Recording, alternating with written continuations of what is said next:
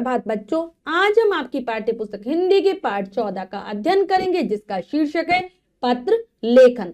तो चलिए पाठ को पढ़ते हैं और जानते हैं पत्रों के विषय में कि पत्र क्या होते हैं, किस प्रकार से पत्रों को लिखा जाता है, पत्र लेखन का कार्य किस प्रकार से किया जाता है। जानते हैं सभी बातें पाठ को पढ़कर विस्तार पूर्वक। जानते हैं पत्रों की दुनिया के विषय। पाठ 14 पत्र लेखन। जिस माध्यम से हम अपने विचारों का आदान प्रदान दूर स्थित व्यक्ति से करते हैं उसे पत्र कहते हैं। यह संदेश भेजने का सबसे सस्ता और सुलभ साधन है। इसके द्वारा हम दूर रहने वाले अपने मित्रों, रिश्तेदारों एवं प्रियजनों तक अपनी बात आसानी से पहुंचा सकते हैं।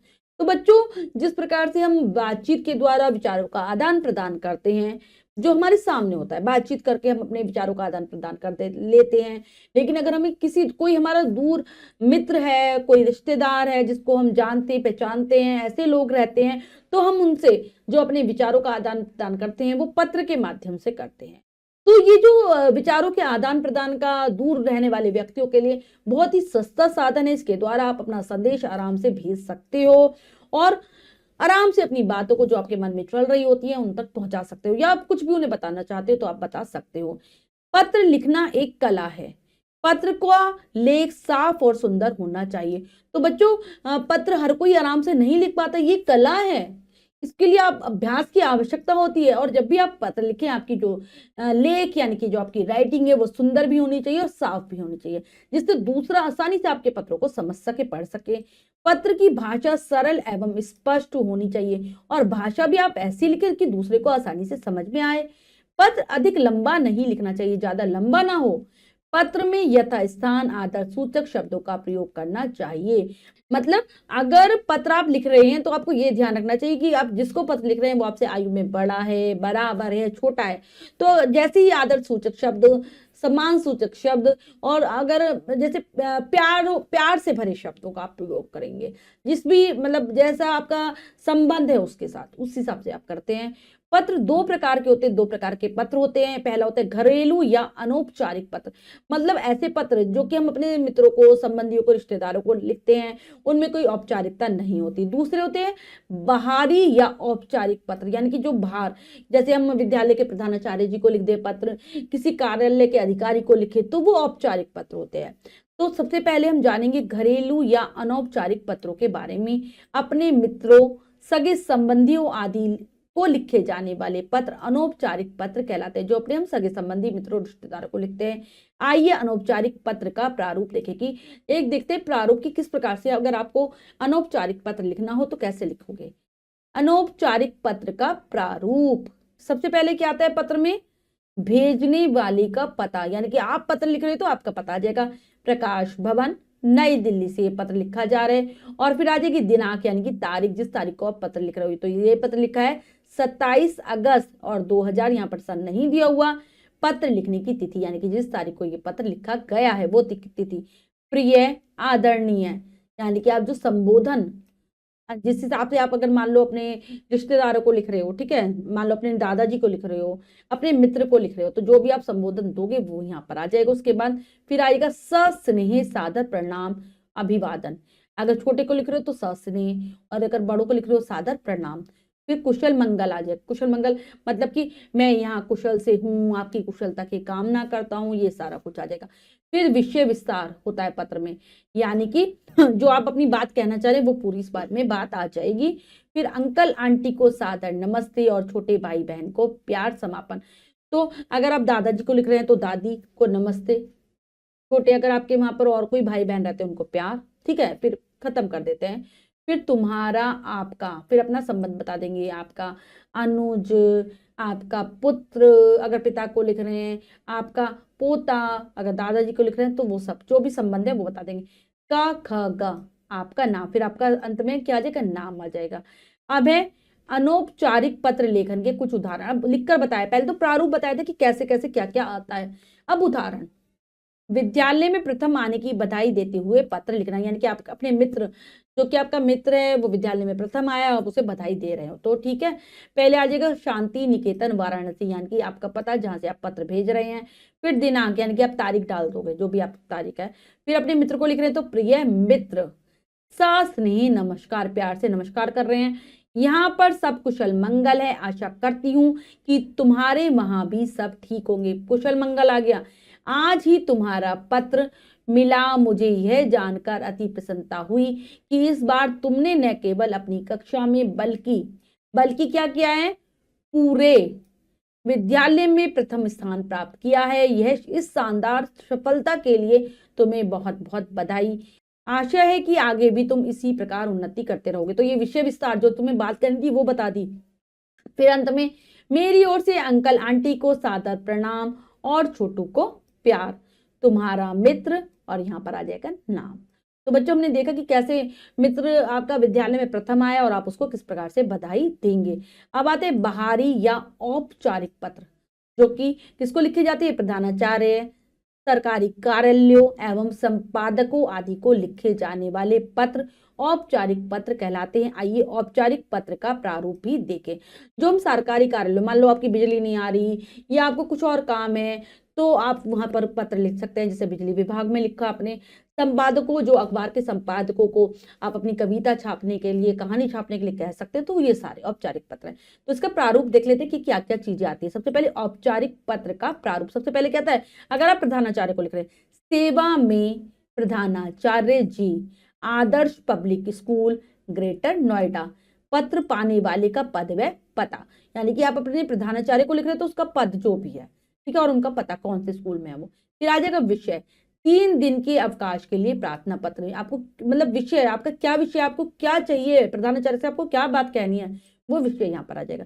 महोदय, ये हो गया संबोधन।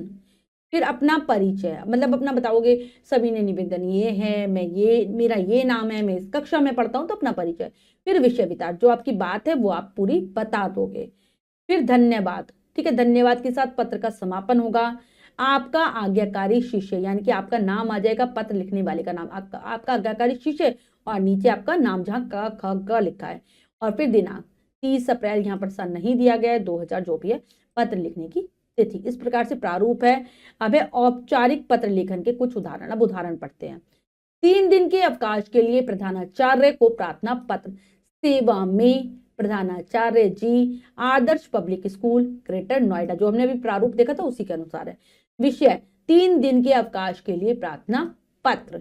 फिर संबोधन आ जाएगा, महोदय, निवेदन है कि मैं आपके विद्यालय में कक्षा 3 की छात्रा हूं।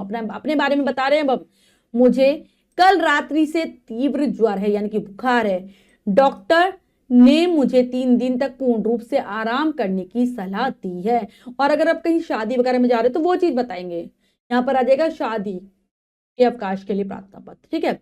अतः मैं दिनांक, फिर आप तारीख डाल दोगे, किस तारीख से किस तारीख तक की आपको छुट्टी चाहिए, तक विद्यालय आने में असमर्थ रहूंगी। आपसे प्रार्थना है कि आप मुझे 3 दिन का अवकाश प्रदान करने की कृपा करें। ये आ जाएगा, ठीक है। धन्यवाद, आपकी आज्ञाकारिणी शिष्या, और अगर कोई लड़का है तो आपका आज्ञाकारी शिष्य। फिर आप अपना नाम लिख देंगे, फिर दिनांक आ जाएगी जिस तारीख को आप पत्र लिख रहे हैं, ठीक है। ये हो गया प्रार्थना पत्र। अगला पत्र है हमारा, शुल्क मुक्ति हेतु प्रधानाचार्य जी को प्रार्थना पत्र, यानी कि आप अपनी फीस माफ करवाना चाहते हैं, ठीक है। आपके घर की आर्थिक स्थिति ठीक नहीं है, आपको फीस माफी की जरूरत है। तो फिर से ऐसे लिखेंगे, सेवा में प्रधानाचार्य जी, सेंट मैरी पब्लिक स्कूल, नई दिल्ली, मतलब जहां पर आप प्रधानाचार्य जी जहां पर आपके स्कूल में कार्यरत है उसका पता आ गया, यानी कि आपके स्कूल का नाम और पता। फिर विषय, शुल्क मुक्ति हेतु प्रार्थना पत्र, ठीक है, विषय डाल देंगे। महोदय, सभी ने निवेदन यह है कि मैं आपके विद्यालय की कक्षा तृतीय ए की छात्र हूं। अपने बारे में बता रहे हैं, मैंने पिछली सभी कक्षाएं उच्च अंकों के साथ उत्तीर्ण की हैं, ठीक है, मतलब सब में मैं फर्स्ट आई हूँ, तथा विद्यालय की अन्य गतिविधियों में भी मेरा प्रदर्शन अच्छा रहा है, और भी जो एक्टिविटीज होती है उसमें भी अच्छी है। साथ ही मैंने अपना विद्यालय शुल्क सदैव समय पर जमा करा है, किंतु पिछले माह एक दुर्घटना में मेरे पिता गंभीर रूप से घायल हो गए हैं, जिसके कारण मेरी घर की आर्थिक स्थिति खराब हो गई है। यानी कि विषय आप पूरा बताएंगे, विषय विस्तार, यानी कि पूरी बात बताएंगे जो आप कहना चाहते हैं प्रधानाचार्य जी से। क्या कह रही है आगे वो, ऐसी परिस्थिति में मैं विद्यालय शुल्क जमा कराने में असमर्थ हूं, अतः आपसे अनुरोध है कि आप मेरा विद्यालय शुल्क माफ कर दें ताकि मैं अपनी पढ़ाई भविष्य में भी जारी रख सकूं। इस कृतज्ञता के लिए मैं सदैव आपकी आभारी रहूंगी। अब जो अपनी बात थी वो पूरी बताई कि क्या हुआ है हमारे घर में और मैंने कैसे नंबर पाए हैं, ठीक है, सारी बात आप बताओगे प्रधानाचार्य को और फिर कहोगे कि आप मेरा शुल्क माफ करने की कृपा करें जिससे कि मेरी पढ़ाई ना रुके, आगे भी जारी रहे, और इसके लिए आप आभार व्यक्त करोगे। फिर अंत में धन्यवाद, आपकी आज्ञाकारिणी शिष्या, और कोई लड़का है तो आज्ञाकारी शिष्य, फिर आपका नाम आ जाएगा, फिर दिनांक आ जाएगी और फिर कक्षा आ जाएगी तृतीय अ, दिनांक जिस तारीख को आप ये प्रार्थना पत्र लिख रहे हो वो तारीख आ जाएगी। तो बच्चों हमने जो भी सीखा है उसको एक बार दोहरा लेते हैं। हमने सीखा के अंतर्गत पत्र दो प्रकार के होते हैं, अनौपचारिक और औपचारिक। दो प्रकार कौन कौन से, अनौपचारिक और औपचारिक। और अनौपचारिक पत्र अपने मित्रों, सगे संबंधियों आदि को लिखे जाते हैं जो अनौपचारिक होते हैं, और औपचारिक पत्र प्रधानाचार्य, सरकारी कार्यालयों एवं संपादकों आदि को लिखे जाते हैं। संपादक जो कि अखबार का प्रकाशन करते हैं, अखबार के संपादक होते हैं, ठीक है। अब हमने जो भी पढ़ा है उसका एक बार अभ्यास कार्य कर लेते हैं। आओ अभ्यास कार्य के अंतर्गत दिए गए विषयों पर पत्र लिखिए। तो बच्चों यहाँ पर पत्र लिखने के लिए कुछ विषय दिए गए हैं, मैं उनको पढ़ देती हूँ, लेकिन कार्य आपको स्वयं करना है सुंदर अक्षरों में अपनी अभ्यास पुस्तिका में। एक बार पढ़ देती हूँ विषय। बड़े भाई की शादी में शामिल होने के लिए अपने मित्र को पत्र, यानी कि आपके बड़े भाई की शादी तय हो गई है और आप अपने मित्र को बुलाना चाहते हैं तो उसके लिए आप उसको पत्र लिखेंगे, ठीक है। विद्यालय छोड़ने के लिए चरित्र प्रमाण पत्र लेने के लिए प्रधानाचार्य को पत्र, यानी कि आपके पिताजी का कहीं पर ट्रांसफर हो गया है और आप दूसरे विद्यालय में क्या ले रहे हैं, एडमिशन ले रहे हैं, तो आपको चरित्र प्रमाण की पत्र की भी आवश्यकता होती है, तो वो आप कह रहे हैं प्रधानाचार्य जी से उसके लिए प्रार्थना करें। माता जी की बीमारी के कारण 2 दिन के अवकाश हेतु प्रधानाचार्य को पत्र, यानी कि आपकी माता जी बीमार हो गई हैं, आपको 2 दिन की छुट्टी की आवश्यकता है तो वो आप पत्र लिखेंगे। अब है अगला, अपने मित्र के जन्मदिन पर उसको बधाई देते हुए पत्र। आपके मित्र का जन्मदिन है और आप उसको बधाई दे रहे हैं, आप जा नहीं पाए हैं, तो उसके लिए जो बधाई पत्र लिखा जाता है वो। आशा करती हूँ यह पत्र लिखने का आप अभ्यास जरूर करेंगे और अच्छे से पत्र लिख पाएंगे। बच्चों आज हमने पाठ के माध्यम से जाना कि किस प्रकार से पत्र लेखन का कार्य किया जाता है। आशा करती हूँ जो भी पढ़ाया गया है वो आपको बहुत अच्छे से समझ आ गया होगा और आप पत्र लेखन का अभ्यास करेंगे। अगर आप अभ्यास करते रहेंगे तो आप पत्र लेखन में जल्दी ही प्रवीण हो जाएंगे। मिलते हैं अगली कक्षा में नए पाठ के साथ, तब तक के लिए स्वस्थ रहिए, प्रसन्न रहिए, धन्यवाद।